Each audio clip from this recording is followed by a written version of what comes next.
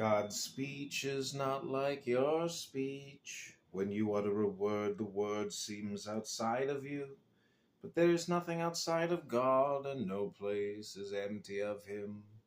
Even when gods become worlds, the absolute union of God and creation is unbroken, and hence God has not changed.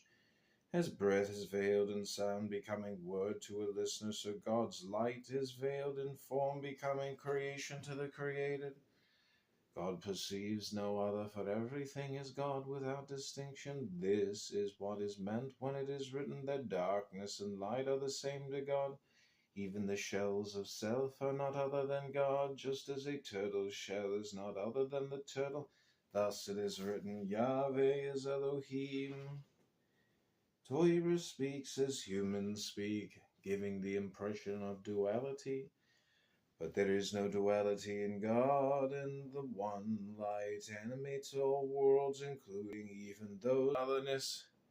Unawakened selves are called other gods, their otherness falsely derived from their imagined distance from God. Perceiving nothing but themselves, they proclaim themselves gods, saying, I am, and there is nothing besides me.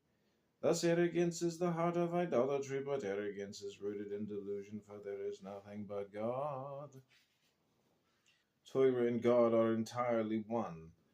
Thus, when you are engaged in Torah, both through study and spiritual one, engaging in spiritual practice, God's enema, when the practices are called the organs of the king. When you engage in such practice, you become an organ of divine will. Thus, when your hand distributes funds to the poor, it becomes the hand of God and the vehicle of godliness.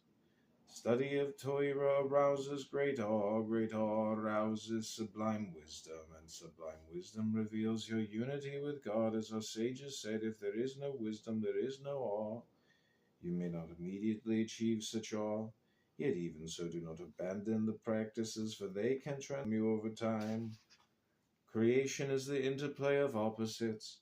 The highest realm of godliness is balanced by the other side of selfishness, and just as the first reveals unity, the latter reveals diversity. Do not mistake opposites for enemies. The self is not in rebellion against God, but actually serves God. Just as Balaam says, I cannot violate the word of God, so the self cannot violate the will of God. Yet human ignorance can be so great as to allow for the illusion of rebellion.